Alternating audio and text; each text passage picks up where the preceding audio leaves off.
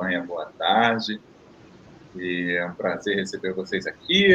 Há muito tempo que a gente não fazia uma live pelo YouTube, então hoje tem um motivo muito especial, que a gente tem a honra de estar recebendo a Daniela Degrande, uma grande pesquisadora. Eu vou apresentar ela aqui para a gente já começar esse nosso bate-papo.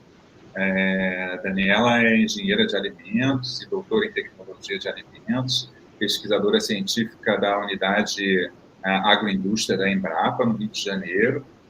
E eu tenho a honra e o grande prazer de colaborar com essa instituição desde 2017 com o meu conhecimento sensorial, né, uma contribuição que eu faço e muito mais estreita com a Dani, porque a Dani agora é a chefe do mais recente novo painel sensorial homologado no Brasil, né, e essa homologação foi confirmada no mês passado pelo Conselho Oleícola Internacional.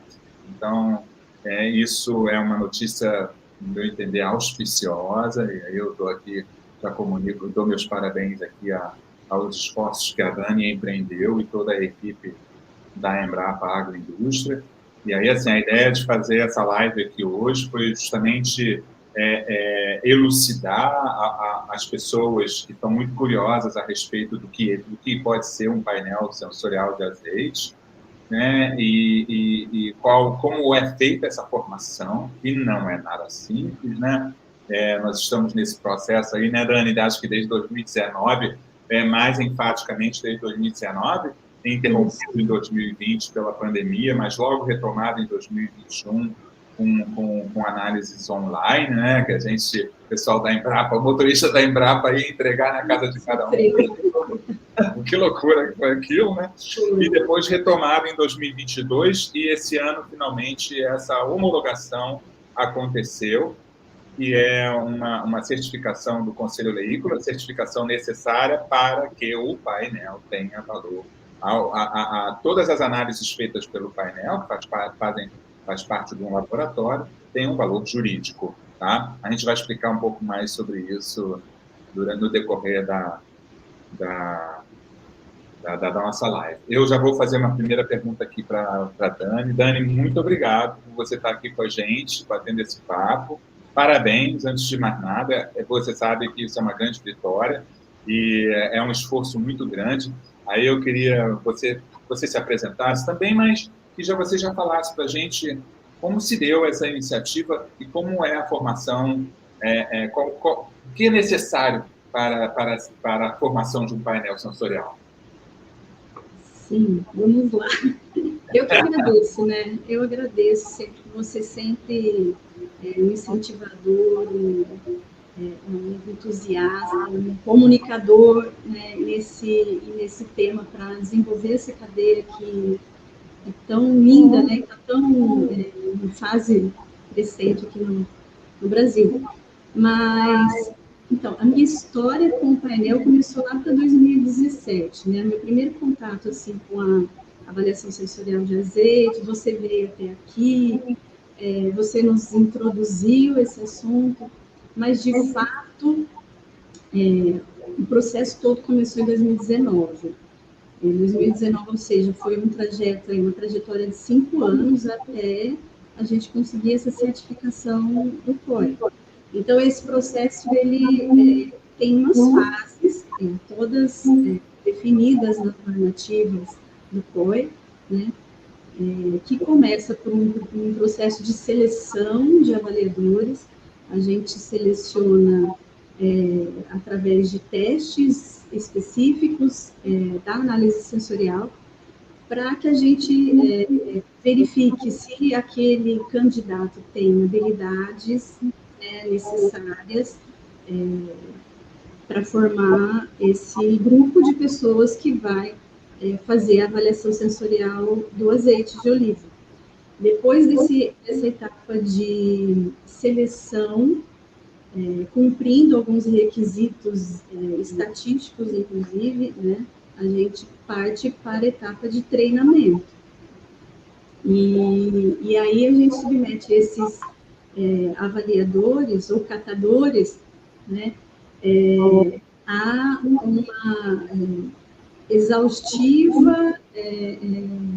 contato com amostras de azeite, amostras de referência, inclusive, que o COI fornece, né, para que eles sejam treinados em tanto identificar os principais atributos sensoriais que classificam, né, o azeite, divididos entre atributos que são positivos e atributos que são negativos, e quanto a capacidade de identificar e medir a intensidade de cada um desses atributos. Então, essa fase de treinamento é que geralmente é bastante trabalhosa, longa, precisa ter uma rotina de atividade do painel com uma frequência determinada. Então, aqui a gente começou com encontros semanais, uma por semana,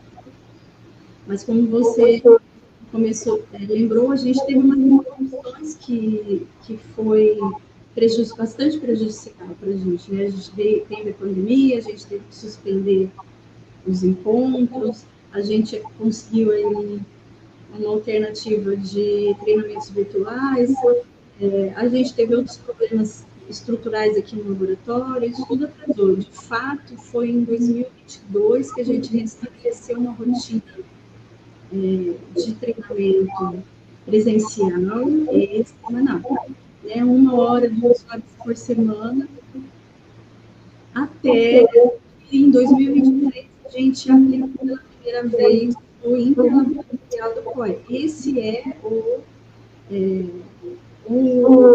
momento que a gente verifica se o painel está ou não está de acordo, né, ou em consenso com todos os outros painéis do mundo, né, painéis que já são acreditados, e hoje acho que a gente, pelo último laboratorial que a gente participou, está em torno de 130. 130 painéis no mundo inteiro. Sim. Em torno disso, né? Todos eles vinculados, todos eles certificados e vinculados ao COI, ao Conselho Eleitoral Internacional. Contando os que estão tentando também. Contando os que estão tentando, fazendo esse interlaboratório. Quem são esses provadores, Dani? Quantas pessoas compõem um painel sensorial? O painel ele deve ter de 8 a 12 avaliadores em uma sessão de avaliação, ou seja, 8 a 12 pessoas, no mínimo de 8, máximo de 12, para fazer uma análise de uma amostra. Mas eu tenho que trabalhar com um número maior, né, para possíveis, os eventuais faltas, né, as pessoas, no caso aqui do painel da Embrapa Agroindústria de Alimentos, são todos, praticamente todos, apenas uma que não é funcionária aqui da unidade, entre analistas e pesquisadores, né, da unidade aqui. Então, isso é uma condição que, aqui no caso do Rio de Janeiro, que é bem distante a unidade, que é um facilitador, né, da gente manter as pessoas, elas estão sempre aqui, e semanalmente, num horário fixo que a gente combinou, a gente se reúne para as atividades do painel. Se um morador do Rio de Janeiro que tem interesse nessa área e tenha um conhecimento, obviamente, não pode ser sem conhecimento, ele poderia se submeter à prova e fazer parte do painel? Uma pessoa de qualquer área profissional, mas que tenha conhecimento e se submeta a essas provas, poderia fazer parte do painel? Poderia. A gente, de tempos em tempos, a gente tem que fazer uma renovação. Então, o processo de seleção, né, de avaliadores, ele aconteceu já aqui 2 vezes. Então, muito provavelmente, nos próximos anos, no ano que vem, talvez, eu já tenha que fazer novamente.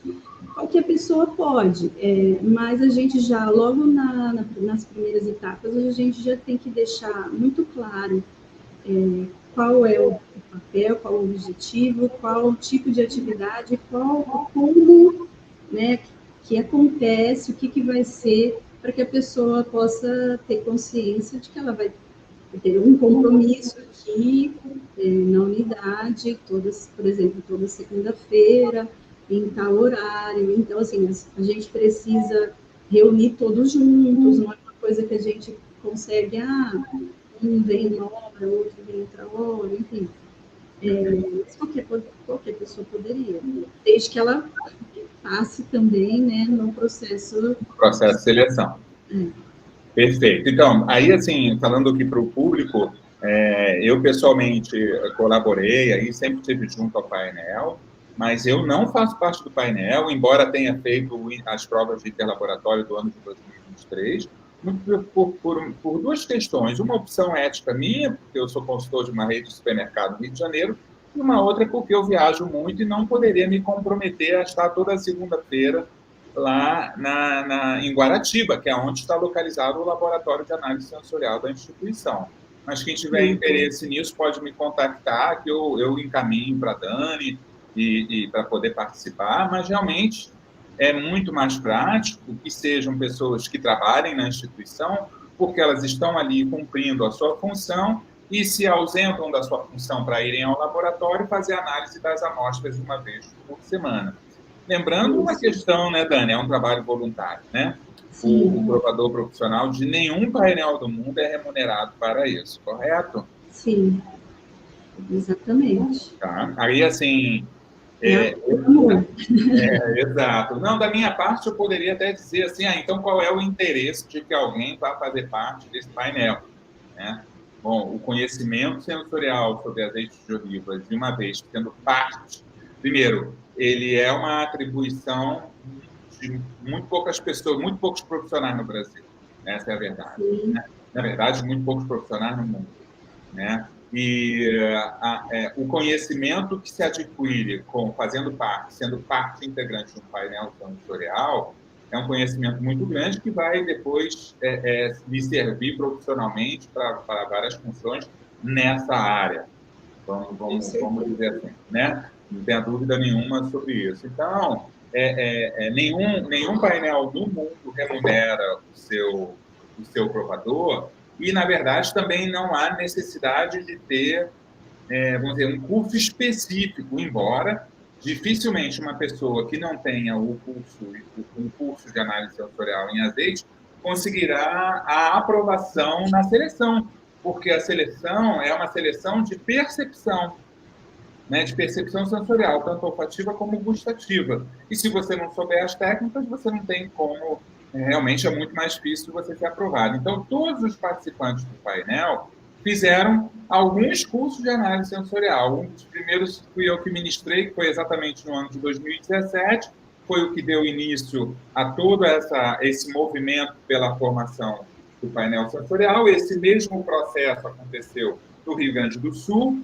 que resultou na homologação do primeiro painel brasileiro, que está no Laboratório Federal de Defesa Agropecuária, que esse sim é pertencente ao MAPA.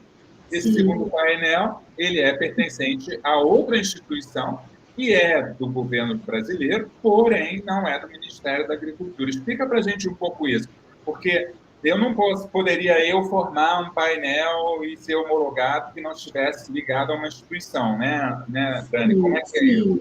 Existem até hoje, né, instituições privadas, mas que são laboratórios que prestam serviço, né, de análise de alimentos, que eu sei que estão iniciando essa empreitada também. Mas essa diferença, né, da gente Embrapa com o Laboratório de Defesa Agropecuária causa algumas questões mais peculiares. Por exemplo, o nosso certificado do COI, né, recente, né, que saiu no final do mês de outubro, nos permite que a gente realize prestação de serviço, dando laudos, né, da análise sensorial de azeite de oliva. No entanto, como a gente não é um laboratório de fiscalização do MAPA, o MAPA ainda exige uma acreditação, um segundo credenciamento, que é referente à ISO 1705, que é emitida pelo Inmetro. Então, essa acreditação do Inmetro, a Embrapa Agroindústria de Alimentos, o ensaio de análise sensorial de azeite de oliva do meu laboratório ainda não tem. A gente está em processo de. Isso não impede que um laboratório se submeta, aplique o interlaboratório PICOI, porque é até um passo importantíssimo para o crescimento do painel. É um divisor de águas. Quando você participa do interlaboratorial pela primeira vez, te dá uma bagagem, uma experiência muito importante para continuar esse treinamento até a obtenção desse certificado do COI. Então, hoje, a gente não tem a acreditação do Inmetro, a gente tem a certificação do COI. Portanto, eu posso emitir laudos, né, com resultado da avaliação sensorial, porém, a gente não vai prestar serviços de fiscalização. Então, ainda. Isso é uma questão que a gente já está aqui na chefia da unidade, uma questão de prioridade, né, porque o mapa, ele vem sendo nosso parceiro, né, ele vem incentivando não só a Embrapa, mas outras instituições a formarem seus painéis, né, para fins de fiscalização. Então, o mapa vem nos apoiando, inclusive, financeiramente. Então, nós temos um compromisso e o objetivo é cumpri-lo totalmente. Nós vamos conseguir essa acreditação, acredito eu, agora no próximo mês. Ótimo. Deixa eu fazer, então, aqui um esclarecimento para o público para entender um pouco esse cenário, né? Para quem está nos ouvindo. A normativa, na verdade, o Brasil, até o ano de 2012, não tinha uma norma específica para comercialização e produção de azeite de oliva no país. Estava incluído em óleos vegetais. Os debates públicos começaram em 2009 e, finalmente, no dia 31 de janeiro de 2012, essa norma, a IN 1/12 do Ministério da Agricultura, foi publicada e ela passou a ser implementada a partir de 2013. Então, de apenas 11 anos atrás, o início de fiscalizações mais estreitas com relação a isso. Sendo que, nesta normativa publicada pelo MAPA em janeiro de 2012, estava previsto no anexo 1 da normativa a análise sensorial como ferramenta complementar do controle de qualidade, tá, dos azeites comercializados e produzidos no Brasil. A norma brasileira, ela é um espelho da norma europeia, com algumas poucas diferenças. E aí, assim, é importante que a gente entenda, numa questão, para quem é leigo, quem é apenas um simples consumidor, né, que o azeite é o único alimento no mundo que, juridicamente, tem um painel sensorial que pode desclassificar aquele produto de acordo com categorias comerciais. É o único. Há muitos produtos, aliás, tantos alimentos no mundo são submetidos à análise sensorial. Porém, com valor jurídico para a classificação comercial, apenas o azeite é possível isso. Isso quer dizer o quê?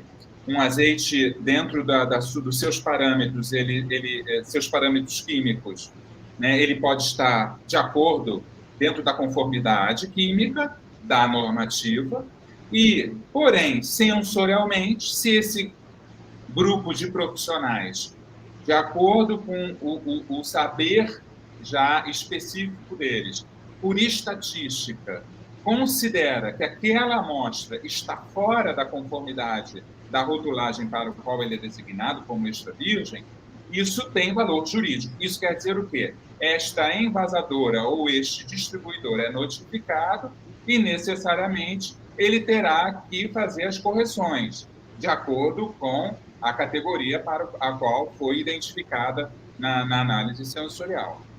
Isso começou a acontecer, então, a normativa brasileira, publicada em 2012, implementada em 2013, parcialmente, só foi totalmente implementada a partir do momento que o painel sensorial do Rio Grande do Sul foi formado em 2022. Desde 2022, o panorama do comércio de azeites no Brasil tem mudado radicalmente. Por quê? O painel do Laboratório Federal de Defesa Agropecuária do Ministério da Agricultura, localizado em Porto Alegre, tem feito a análise regulares de muitas amostras que estão entrando no país semanalmente, e um grande percentual dessas amostras tem identificado os azeites rotulados no Brasil como extra virgem não conformes. A maior parte não é extra virgem, é virgem. Isso é o que nós estamos, então, percebendo. Desde então, uma vez que o Brasil tem se defendido dessa forma, o Ministério da Agricultura ele tem se interessado cada vez mais, não só para defender o produto brasileiro, que ainda é muito pouco produzido, né? Ainda produzimos 700 toneladas de azeite, não é nada comparado àquilo que compramos, né? 700 mil litros, 90 milhões de litros é muito pouco. Mas, de qualquer forma, a produção se iniciou, é preciso regularizar isso e, obviamente, fazer o comparativo, já que temos um custo de produção tão alto, com aquele azeite que nós importamos. Porque, culturalmente, compramos um azeite já muito depreciado. Isso há muitos anos, né, Dani? Até 1995, né? Estou falando aqui mais com o público para esclarecer esse panorama, mas até 1995 o Brasil não importava azeites extra virgens, né? Eles começaram a entrar a partir de 97, 98 e começaram a se diversificar a partir do ano 2000, quer dizer, é muito recente. Tem 30 anos que isso começou e apenas 16 anos que o Brasil extraiu o seu primeiro azeite, né? E apenas 11 anos que uma normativa foi publicada e apenas 3 anos que o primeiro painel foi homologado. E agora, historicamente, só para entender essa linha cronológica do tempo, e agora, no mês passado, então, o painel do Rio de Janeiro foi certificado, sendo o segundo painel certificado no Brasil, que terá, porque aí a Dani explicou, porque precisamos ainda de uma certificação do Inmetro para ter fins fiscalizadores. A partir do momento que essa certificação ocorrerá, o painel da Embrapa também poderá ser fiscalizador. E, enquanto isso, eles prestarão serviço, porque também é uma notícia auspiciosa, porque, como prestadores de serviço, eles vão ter uma tabela de preço, uma pessoa pode pegar o seu azeite, levar devidamente lacrado, e aí ele vai ter tem toda uma regra de recebimento de amostra, e aí, de acordo com um determinado valor, o painel poderá fazer análise, porém não poderá dizer classificações. Correto, Dani? Explica um pouquinho isso sobre essa prestação de serviço que a Embrapa vai realizar a partir de agora. Sim, isso a gente está sendo pioneiro quase em tudo, né, nesse tema aqui dentro da Embrapa. Então, uma coisa que a gente ainda está discutindo, né, para definir como vai ser, sempre conversando com o MAPA, mas uma coisa que está clara é isso. Por enquanto, a gente não vai poder prestar serviço para o MAPA para fins de fiscalização, porque a gente ainda não tem acreditação do Inmetro, mas eu posso emitir laudos como uma prestação de serviço. Aí esse fluxo aqui na Embrapa geralmente é via saque, né, ou seja, é um atendimento ao cliente ou ao consumidor, mediante uma proposta de prestação de serviço, que vai ter um valor estimado, e o cliente aceitando essa proposta, a gente vai realizar a análise e o laudo vai ter um valor importante, porque a gente tem o certificado do COI, né? E esse resultado ele vai ser expresso através dos 2 parâmetros fundamentais, né? Que é a mediana do frutado, que é o atributo positivo, mediante um defeito majoritário, se houver. Mas, no entanto, eu não vou fornecer a classificação, né, no laudo, eu vou fornecer um resultado da análise, eu não vou estar classificando ele entre seus diferentes tipos comerciais. Perfeito. Então, que a gente, até agora, a gente andou conversando e a gente está seguindo por esse caminho por enquanto. Perfeito, perfeito. Então, para o público entender um pouquinho com relação a isso, eu quero enfatizar uma coisa, um azeite, vamos explicar um pouquinho como já tem acontecido desde 2022, né, do final de 2022. mais particularmente 23, o ano inteiro, e agora no ano de 2024. Por amostragem, a fiscalização do Ministério recolhe alguns azeites nos portos e nas fronteiras. Esses azeites são submetidos a análises químicas e, uma vez que eles são aprovados quimicamente, alguns deles vão ser submetidos à análise sensorial. E aí, na análise sensorial, porque se quimicamente aquele azeite já estiver fora da conformidade, ou seja, se for identificado alguma acidez acima do parâmetro da normativa, um peróxido, qualquer dos parâmetros químicos, ou identificado mistura de óleo, esse azeite já está fora da conformidade, já pode ter sido identificado uma fraude e ele não é sequer submetido à análise sensorial. Se ele estiver conforme quimicamente, então, de forma aleatória, algumas dessas amostras são enviadas ao painel sensorial no Rio Grande do Sul.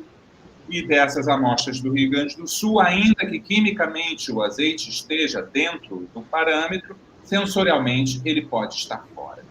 Né? Aí, por isso que a Dani falou sobre essas questões dos principais parâmetros, né? A mediana de frutado e a mediana de defeitos. E aí aqui eu explico para quem está nos ouvindo, né? O que é um defeito sensorial e o que é o frutado do azeite, né? Que são atributos positivos e negativos que reconhecemos sensorialmente no azeite. E se esse grupo de profissionais, da qual a Dani é líder no Rio de Janeiro, identificar por unanimidade, né, Dani? Tem que ser por unanimidade. Eu vou pedir para ela agora explicar mais ou menos como isso como esse processo se dá. Se for identificado um defeito sensorial, esse azeite sai da classificação de extra virgem, ainda que quimicamente ele estivesse correto. Porque o nariz humano tem a capacidade de identificar sensorialmente características de uma depreciação ou de algum problema na sua elaboração que esses 5 parâmetros químicos não podem medir. Tá? Explica para a gente quando é que um azeite, Dani, ele é considerado fora da conformidade no painel. Esse deu um gancho para a gente deixar aqui bem claro qual é a função, né, do painel. A função de um painel sensorial que a gente já vem falando, é combater as fraudes, né? Então, assim, as normativas, elas elas tratam de um padrão de identidade e qualidade. Identidade, né, é para verificar a autenticidade daquele óleo, né? Se é realmente um óleo de oliva. E a qualidade, ela indica um grau de conservação, né?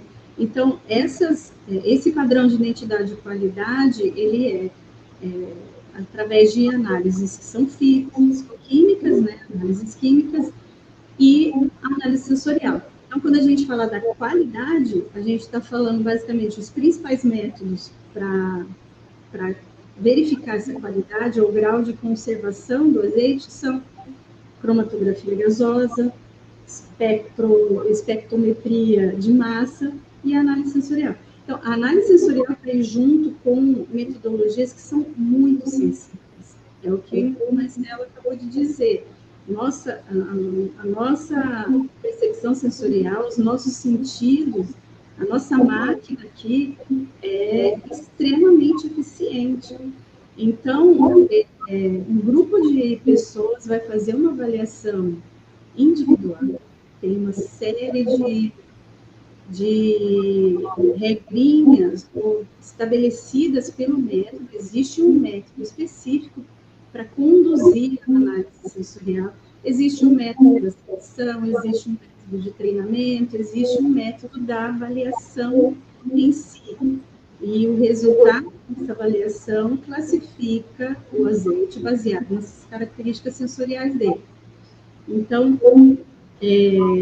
estatisticamente, existem os critérios que me dizem se aquela sessão de avaliação é válida ou não. Geralmente não, é regra. Eles vão fazer uma avaliação individual nas cabines, né, de análise sensorial, existe um utensílio específico, que é um copo de prova, né, com formato, material, cor, tudo regulamentado também, para que a gente consiga perceber as características sensoriais do azeite na sua, né, no potencial máximo. Existe uma temperatura adequada de manutenção de temperatura desse azeite para que essa avaliação aconteça.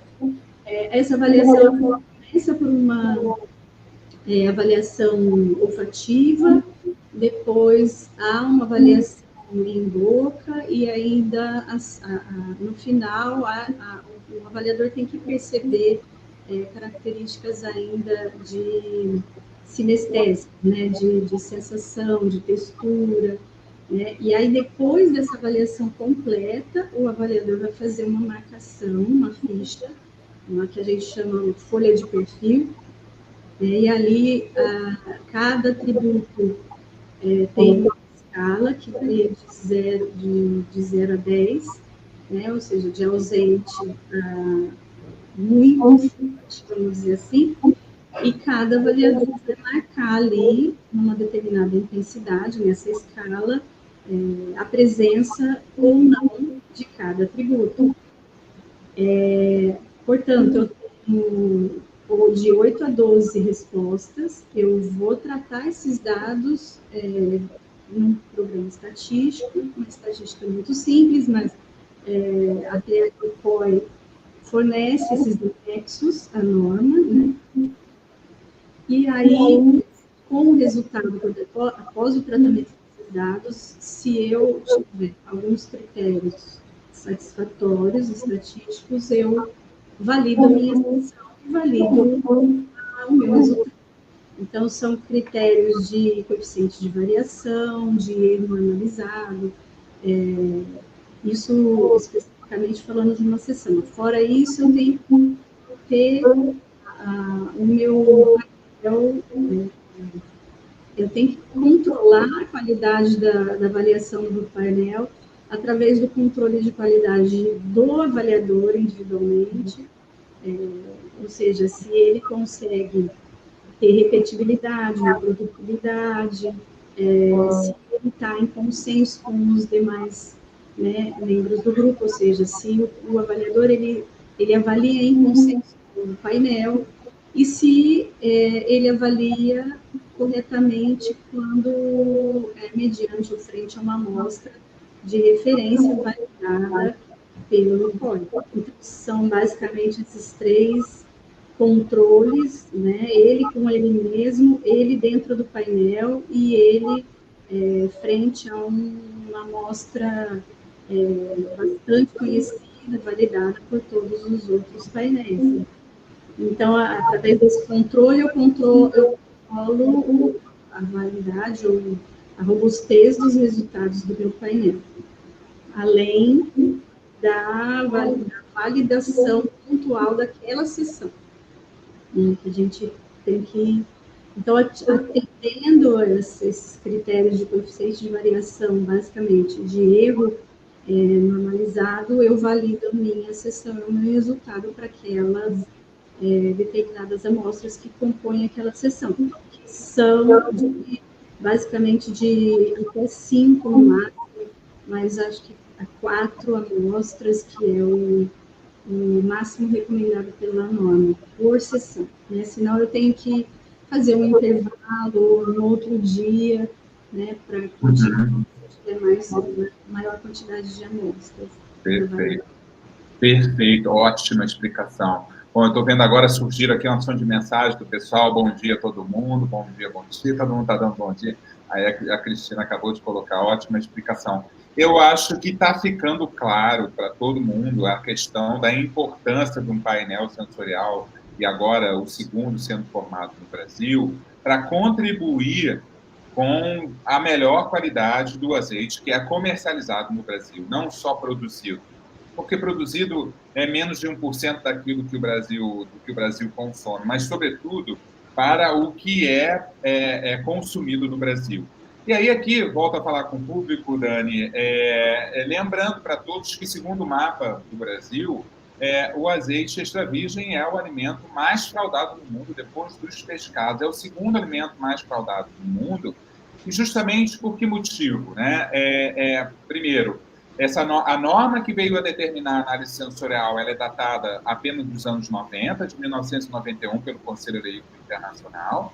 Ela já foi revista várias vezes, inclusive até do ano de 2018, mas foi exatamente ela que veio a classificar os azeites de acordo com as suas categorias comerciais, entre extra virgens, virgens e categorias comerciais. Eu vou dizer azeite de oliva, que é originado do azeite lampante. Né? Então, vamos lembrar que azeite é o sumo natural da azeitona.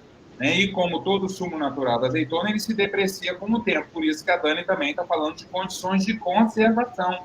Azeites não se guardam. Né? Azeites precisam ser consumidos logo. Azeites não duram mais do que 18 meses, quando muito, porque normalmente eles vão durar 1 ano. Então, a gente tem que conservar eles, sim, ao abrigo da luz, a gente tem que conservar eles numa temperatura controlada em torno de 18 a 20 graus, no local fresco da casa. Eu não aconselho ninguém a botar na geladeira, mas uma vez aberto, consumi-lo logo, em 30 dias. Então, o fato de toda essa linha cronológica que eu falei aqui, que começou, que eu citei desde os debates públicos que resultaram na norma em 2012 até agora, o ano de 2023, elas têm como objetivo justamente talvez elucidar a população consumidora sobre essas categorias e essas diferenças de qualidade, mas também, a partir do momento que a gente disponibiliza essa informação, a gente está tentando, de alguma forma, formar o consumidor para esse produto de qualidade, para que ele esteja atento às questões que todas, absolutamente todas, estão relacionadas à percepção sensorial. São muitos, Dani, assim, no meu perfil, são muitas as perguntas relacionadas, primeiro pedindo marcas, né? E não é uma coisa que eu faço. O meu espaço de rede social não é um espaço comercial. Então, ainda que eu exponha sem o menor problema várias marcas em muitas lives e eventos que eu faço, não quer dizer que eu esteja promovendo aquela marca. Ela é apenas um exemplo. Né? Então, aí assim, quando as pessoas falam que querem marcas ou querem isso, simplesmente o meu trabalho, e aí assim, e agora um painel como o de vocês vem contribuir para isso, é deixar claro para as pessoas que cada uma tem que ter um conhecimento mínimo sobre aquele produto que está comprando, independente da informação que esteja no rótulo, porque aí assim, todo mundo vai olhar a acidez, e aí não é por acidez que se escolhe azeite. A gente tem que começar a entender que o azeite, quanto mais fresco, melhor, que ele se deprecia. Né? Então, assim, para que, então, uma vez provando esse azeite, as pessoas encontrem características e possam identificar aqueles parâmetros que realmente caracterizam a qualidade do produto. Né? Isso não é uma tarefa fácil, Dani, porque culturalmente, né, a forma de elaborar o azeite, e eu tenho enfatizado muito essas questões, ela mudou radicalmente nos últimos anos. Então, e no Brasil, que não é um país de tradição, embora muitas pessoas pensem, Dani, que o Brasil é um país de tradição no consumo do azeite, não é. Né? O azeite é comercializado no Brasil há pouco mais de 100 anos, apenas, pouco mais de um século, e apenas hoje em dia, na década passada, hoje eu não tenho dados dessa pesquisa, mas na década passada, apenas 1 de cada 4 brasileiros comprava azeite. Né? É um produto que é para poucos, por causa do preço. Né? Então, aí assim, e só que o azeite ao qual sempre nos acostumamos, é um azeite oxidado. É um azeite fermentado, extraído de azeitonas já fermentadas, que eram azeites primeiro da latinha, e depois, os extra virgens hoje dos grandes envasadores, uma vez que eles estão aí para competir por preço, todos eles vêm no limite sensorial. Por isso o painel agora tem identificado que vários dos azeites rotulados como extra virgem no Brasil não o são, inclusive de grandes envasadores. Agora, não vamos cair na narrativa que muitos vieram a cair dizendo que são fraudes, porque isso não é uma fraude. Isso é uma não conformidade. O que os painéis estão... O painel, por enquanto, são está identificando no Rio Grande do Sul é não conformidade, ou seja, aquele azeite está identificado, rotulado como extra virgem, porém, sensorialmente, a maior parte deles está virgem, e alguns deles lampantes. Então, qual é o procedimento se o painel identifica um produto fora da conformidade? Ele obriga, se ele de extra virgem foi identificado como virgem, o Ministério obriga o distribuidor a fazer uma correção na rotulagem. Ele precisa rotular como virgem. Tá? Se ele for lampante, uma vez que o Brasil não tem refinarias para azeites de oliva, o azeite precisa ser nacionalizado, quer dizer, exportado para o país de origem. E isso está acontecendo.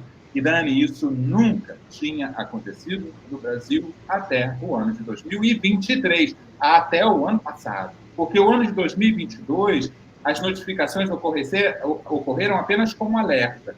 E desde o ano passado, isso está acontecendo seriamente. Então, por isso que é auspiciosa a notícia da certificação do painel no Rio de Janeiro, porque ainda que, por esse momento, não possa ainda fazer as fiscalizações, mas ele já vai começar a prestar serviço e complementará e incentivará a formação de outros painéis tão necessários a um país continental, porque, segundo eu conversei com quem participa do painel no Rio Grande do Sul, muito provavelmente o que eles conseguem degustar por semana não chega nem a 5% de todo o azeite que entra no Brasil. Né? É uma loteria. Né? Então, eu como consultor de uma rede compradora de azeite, compradora para distribuir e vender, né, fico muito atento a essas questões, porque eu defendo os interesses da Zona Sul, da rede Zona Sul do Rio de Janeiro. Mas também eles precisam competir com as outras redes de varejo.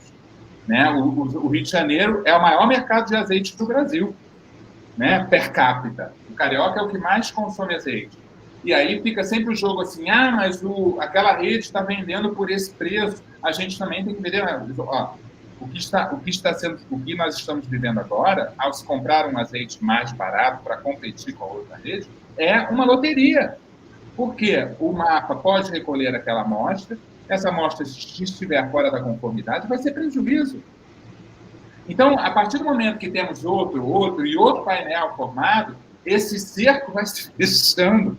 Embora, sabe, Dani, eu tenho observado aqui na Espanha, né, onde eu estou, né, isso não impede que azeites fora da conformidade sejam comercializados no supermercado.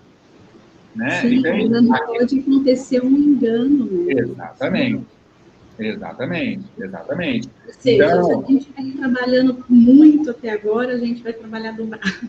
Exatamente. Porque a gente vai, muito provavelmente, atender também a demanda de contraprovas, né? Quando há uma contestação, né, de alguma maneira, no resultado de um painel, outros painéis são acionados para fazer uma segunda análise, né? Ótimo. Aí, assim, essa era a minha pergunta agora para você. Né? Se o painel ele identificou uma não conformidade, qual o direito aquele distribuidor, aquele produtor tem perante essa constatação? Olha, para fins de fiscalização, o que está acontecendo hoje lá no painel do Sul é que o MAPA, havendo essa contestação, o MAPA tem que enviar para mais 2 outros painéis. 2 outros painéis sensoriais. E como não tinha nenhum aqui no Brasil, eu acho que houve um acordo, alguma tratativa ali de enviar para os painéis que são aqui da América do Sul, né? Então, Chile e Argentina, eu acho que são os que... Uruguai. É Uruguai? Uruguai, Sim. Uruguai e Argentina. Agora, como a gente ainda não tem a acreditação no metro, eu acredito que a gente não vai poder fazer ainda... As contraprovas também não, né? Infelizmente. Exatamente, porque aí, assim, elucidando mais uma vez, é um saber subjetivo, e que está sujeita à contestação judicial. E todos contestam. Todos contestam. Acontece que, por isso mesmo, tanta rigorosidade na certificação do painel, para que aquele saber subjetivo daquele grupo de pessoas tenha valor jurídico legal. Isso é muito sério, gente. Todo esse controle, né? Todo esse controle estatístico, ele garante, né? O próprio ensaio laboratorial é bastante rigoroso até no critério de pontuação, né? O critério que define qual painel recebe ou não um certificado. Ele é todo fundamentado na estatística. Então, baseado nesses critérios, a gente, com certeza, a gente dá um resultado, né, fiel. O que eu acho que acontece o que a gente acha que aqui no Brasil é um pouco mais sensível, talvez, ou rigoroso quanto à presença de defeitos, né? Talvez. Nossa sensibilidade e tem algumas amostras ou casos, assim, que a gente estava comentando um pouco antes de entrar, que são azeites de origem, obtidos de azeitonas extremamente maduras, que ficam ali no limite de uma fermentação, né? Então, pode acontecer mesmo, né, de a gente ter um resultado diferente de um painel europeu. Né? Isso pode acontecer. Mas por isso que se é enviado para outros dois, né, e você tem como contraprova. Três resultados para fazer exatamente para bater o martelo sobre que categoria aquele azeite está. Perfeitamente. Ô, Dani, aí assim, vou te fazer uma outra pergunta relacionada também agora ao painel, né? Você participou, que eu sei que a Maria Luísa teve agora no Rio Grande do Sul,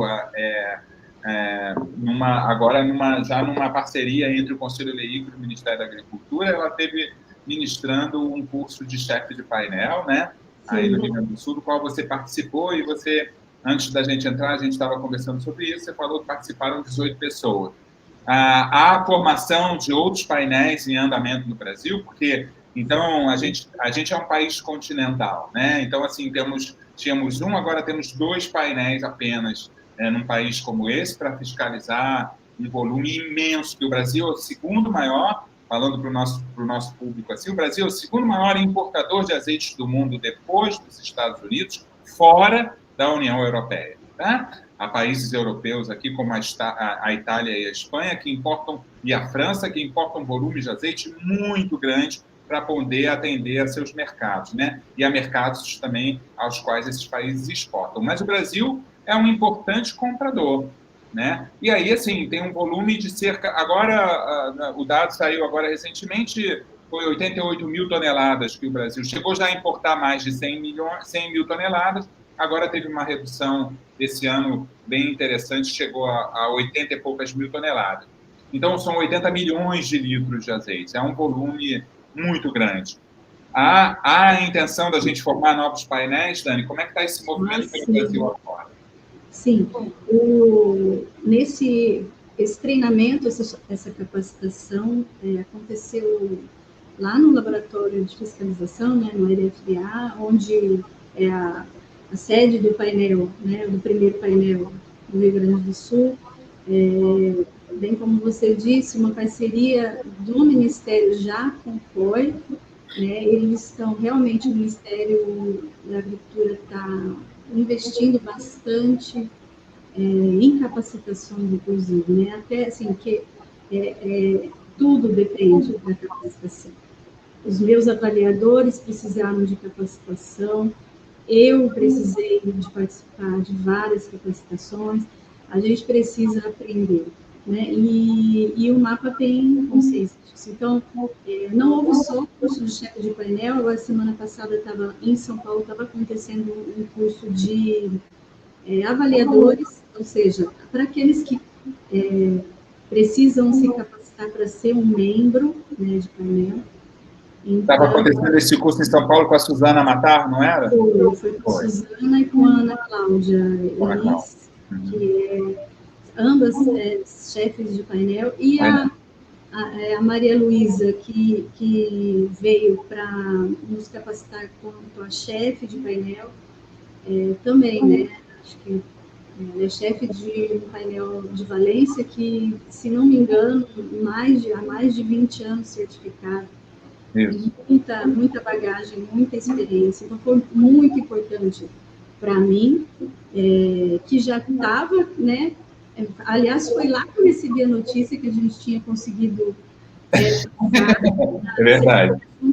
Muito especial. Ela própria veio me dizer: você lembra o número do seu painel? Claro que eu lembro, então vem aqui olhar. A gente foi lá e a gente olhou na lista, né? Com a pontuação final lá de cada painel. Eu falei: ai, meu Deus! A gente conseguiu! Muito bom, porque ali tinha representantes de várias instituições de São Paulo, empresa privada, inclusive, a universidade, né, lá no Rio Grande do Sul, Goiás, o pessoal da EPAMIC, né, outra pesquisadora da Embrapa, de outra unidade da Embrapa. Então, ali, fora o próprio pessoal do painel do Rio Grande do Sul, né? Então, todos ali se capacitando, porque é contínuo, né? Quanto mais a gente aprende, mais fácil e sério fica, né, o trabalho. Então, não o mapa está realmente propósito, né? E ele está investindo bastante nisso. Então, muito provavelmente, Minas Gerais, Goiás, eu sei que a Isabel está treinando lá na Universidade Federal. Universidade Federal do Rio Grande do Sul, exato. Outras Embrapas, todas elas estão nesse caminho aí, que é um caminho longo, não é fácil, né? A gente levou aí 5 anos para conseguir essa homologação, mas é um caminho sem volta. Coisa que o painel lá do Sul levou. Então, uma média aí de 4, 5 anos. 4, 5 anos até conseguir, né? O que eu senti é que realmente é um ambiente ali, todos, né, os envolvidos ali, um ambiente muito colaborativo. Eu sempre tive muita colaboração dos meninos lá do Sul, são os queridos. Colaboração da Suzana, né, como chefe de painel lá da Argentina. Então, assim, todos comemorando junto comigo, sabe? Então, é verdade. Suzana ficou super feliz. Dá um ânimo, né? Dá para quem está começando, porque não é fácil. Não é fácil. É muito difícil trabalhar com pessoas. É muito difícil cada um tem, às vezes, uma dificuldade em uma questão ou outra, em um atributo, né, num índice, um critério específico. Um vai bem frente a amostras de referência, o outro não tem uma repetibilidade. Então, assim, o trabalho do chefe de painel é bastante complicado, assim, de você ter até como identificar quais são as necessidades de cada um e ter ferramentas para intervir, né? E as sessões de treinamento são contínuas, a gente nunca vai parar de treinar. Não é porque a gente teve a certificação agora que acabou, dever cumprido, tudo ok. Não. A gente tem que continuar na nossa rotina. E lembrando, né, a certificação é anual. Exatamente. Em 2025, a gente passa... Tem que repetir de novo. E assim por diante. E assim por diante. Dani, sensacional isso que você falou sobre ser colaborativo, porque, de fato, pessoal, é um trabalho, né, e um conhecimento subjetivo, onde um é o espelho do outro. Uma avaliação individual, ela reflete apenas uma opinião pessoal. Sim. Né? Então, assim, quando a gente começa a se medir, um painel treina, junto, aquele grupo de pessoas passa a ter uma percepção em comum, cuja estatística da percepção daquele grupo de pessoas, ela já amadureceu a ponto daquilo ter um valor jurídico. Né? Então, assim, quando a gente está treinando junto, quando a gente está trocando, por isso que eu, toda terça-feira, sempre que eu posso, às terça-feiras a gente aqui está fazendo uma live, ou eu estou fazendo uma comunicação pela rede social, e ainda que a gente não pode ter percepção sensorial pela rede social, mas eu transmito um conhecimento, ainda que seja teórico, né, sendo falado, ele é teórico, mas para que as pessoas possam elas mesmas possam começar a criar uma iniciativa e um conhecimento onde elas possam identificar essas características que eu considero, Dani, de um alimento funcional da maior importância. Né? A gente ter a capacidade de escolher os distintos azeites em suas distintas qualidades, em suas distintas categorias comerciais, para os seus usos, para o uso adequado, eu acho fundamental. Né? E aí uma outra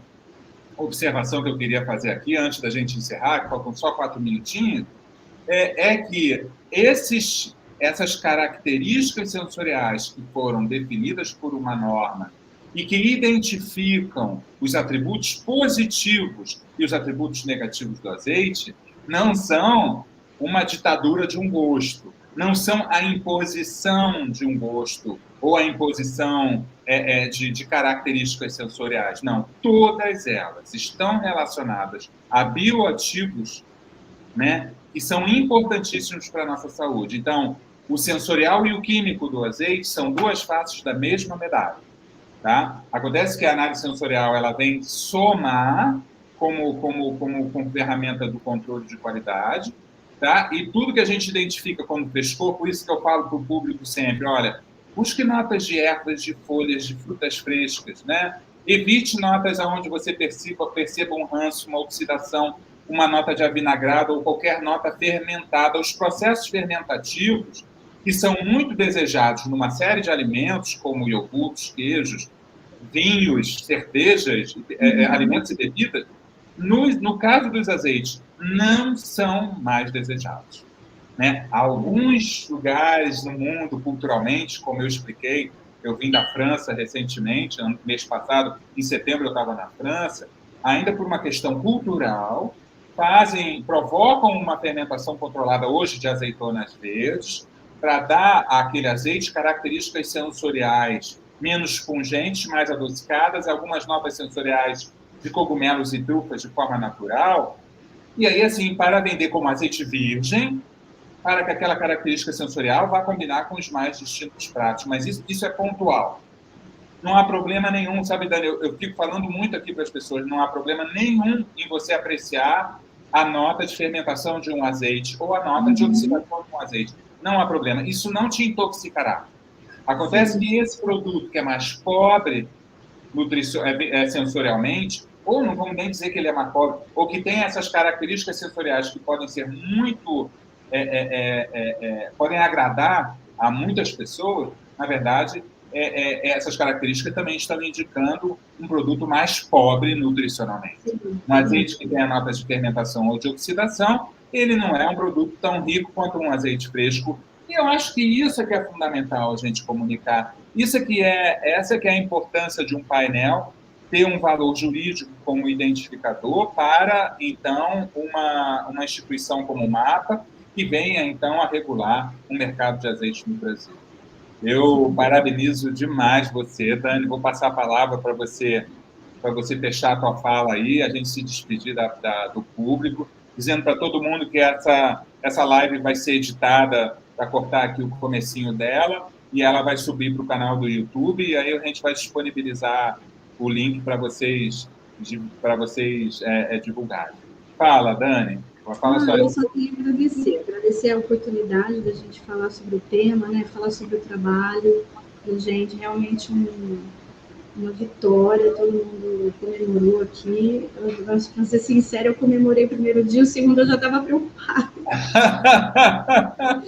É uma responsabilidade, né? Mas manter todo mundo engajado e manter todo mundo treinado, um processo contínuo que a gente tem que estar aqui, vestir a camisa e, né, entendendo que é um feito importante, né, que o Brasil está crescendo e a gente aqui dentro da pesquisa, fora da pesquisa, cada um, né, atuando com o seu papel de alguma forma e contribuindo para o crescimento, para a proteção do consumidor, né?